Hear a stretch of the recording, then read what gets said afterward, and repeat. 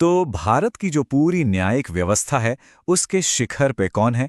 जी हां, वो है भारत का सर्वोच्च न्यायालय यानी सुप्रीम कोर्ट ऑफ इंडिया।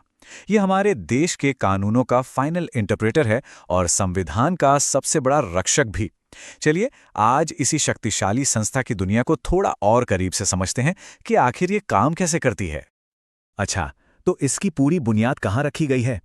वो रखी गई है भारत के संविधान में ही, खास तौर पर अनुच्छेद 124 से लेकर 147 तक में। आप कह सकते हैं कि ये आर्टिकल्स सुप्रीम कोर्ट के लिए एक तरह से रूल बुक हैं, जो इसकी बनावट, इसकी ताकत और इसके काम करने का हर तरीका तय करते हैं। लेकिन एक सवाल मन में आता है कि किसी भी अदालत को असल में सर्वोच्च या सुप्रीम बनाता क्या है? ये सिर्फ एक नाम तो है नहीं, इसके पीछे छिपी है बहुत बड़ी शक्ति और उससे भी बड़ी जिम्मेदारी। चलिए इसी सवाल का जवाब ढूंढते हैं। तो चलिए एकदम बेसिक से शुरू करते हैं।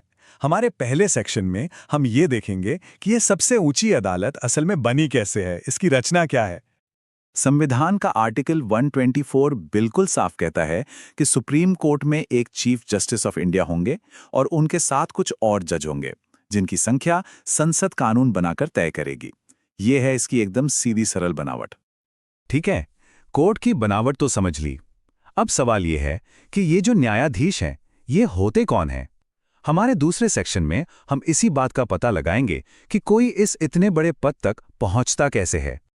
तो सुप्रीम कोर्ट का जज बनने के लिए आखिर क्या योग्यताएं चाहिए होती हैं, इस बारे में भी हमारा संविधान एकदम स्पष्ट है। देखिए, आर्टिकल 124 के हिसाब से सबसे पहली शर्त तो ये है कि वो व्यक्ति भारत का नागरिक हो। इसके बाद 3 में से कोई एक शर्त पूरी करनी होती है। या तो वो कम से कम 5 साल के लिए किसी हाई कोर्ट में जज रहा हो, या फिर कम से कम 10 साल के लिए किसी हाई कोर्ट में वकील रहा हो। एक और रास्ता भी है, अगर राष्ट्रपति की नज़र में वो कानून का कोई बहुत ही बड़ा और असाधारण विशेषज्ञ हो, तो इस बेंच तक पहुंचने के रास्ते एक से ज्यादा हैं। और हाँ, इनके कार्यकाल की बात करें तो सुप्रीम कोर्ट के जज के लिए रिटायरमेंट की जो तय उम्र है वो है 65 साल। चलिए अब इस पूरी चर्चा के सबसे अहम हिस्से पर आते हैं। सेक्शन 3 में हम सुप्रीम कोर्ट के अधिकार क्षेत्र को समझेंगे, मतलब कि इसकी शक्तियां क्या हैं और वो कहां तक फैली हुई हैं।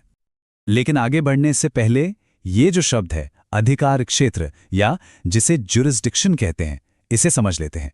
आसान भाषा में सोचें तो ये किसी अदालत का काम करने का दायरा है। मतलब ये उसकी ऑफिशियल पावर है कि वो किन मामलों को सुन सकती है और उन पर फैसला दे सकती है। सुप्रीम कोर्ट के पास ना मोटे तौर पर 3 तरह के पार्स हैं। पहला है ओरिजिनल जुरिस्डिक्शन या मूल अधिकार क्षेत्र। इसमें वो मामले आते हैं जो सीधे सुप्रीम कोर्ट में ही शुरू होते हैं, जैसे कि केंद्र और एक या एक से ज्यादा राज्यों के बीच का कोई बड़ा झगड़ा। दूसरा है अपेलेट जुरिस्डिक्शन या अपीलीय अधिकार क्षेत्र, और शायद ये इसका सबसे बड़ा काम है। इसमें ये निचली अदालतों यानी हाई कोर्ट्स के फैसलों के खिलाफ अपीलें सुनता है। और तीसरा है एडवाइजरी जुरिस्डिक्शन या सलाहकार अधिकार क्षेत्र। इसके तहत राष्ट्रपति कानून के किसी बड़े सवाल पर सुप्रीम कोर्ट की राय मांग सकते हैं। तो हमने शक्तियों का दायरा तो देख लिया। अब आगे बढ़ते हैं अपने चौथे सेक्शन पर, सर्वोच्च शक्ति। यहां हम ये समझेंगे कि क्यों सुप्रीम कोर्ट के फैसलों को कानून का आखिरी शब्द माना जाता है।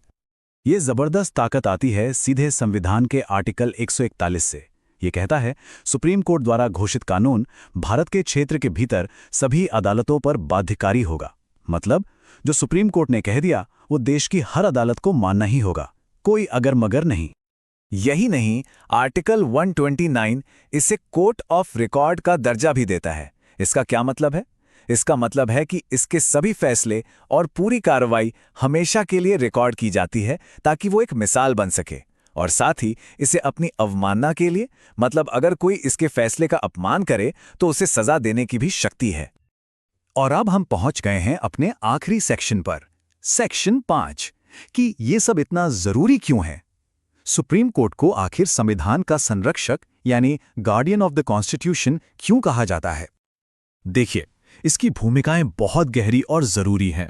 ये संविधान का फाइनल इंटरप्रेटर है, मतलब संविधान में लिखे शब्दों का आखिरी मतलब क्या है, ये सुप्रीम कोर्ट ही तय करता है। ये हम सबके मौलिक अधिकारों का रक्षक है। अगर किसी के फंडामेंटल राइट्स का हनन हो तो वो सीधे सुप्रीम कोर्ट जा सकता है।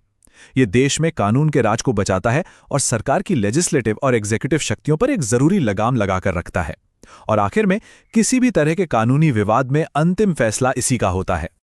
तो कुल मिलाकर देखें तो संविधान में अपनी नींव से लेकर कानून पर अपने आखिरी और बाध्यकारी फैसले तक सुप्रीम कोर्ट ही हमारी पूरी न्याय व्यवस्था का वो मजबूत लंगर है जो लोकतंत्र और कानून के शासन को अपनी जगह पर स्थिर रखता है। और जाते जाते एक सवाल के साथ छोड़ जाते हैं। एक फाइनल इंटरप्रेटर होने के नाते कोर्ट कानून की लिखी हुई लकीर और इंसाफ की सच्ची भावना के बीच की बारीक रेखा पर संतुलन कैसे बनाता है? ये एक ऐसा सवाल है जो इसकी भूमिका के असली सार को हमारे सामने रखता है।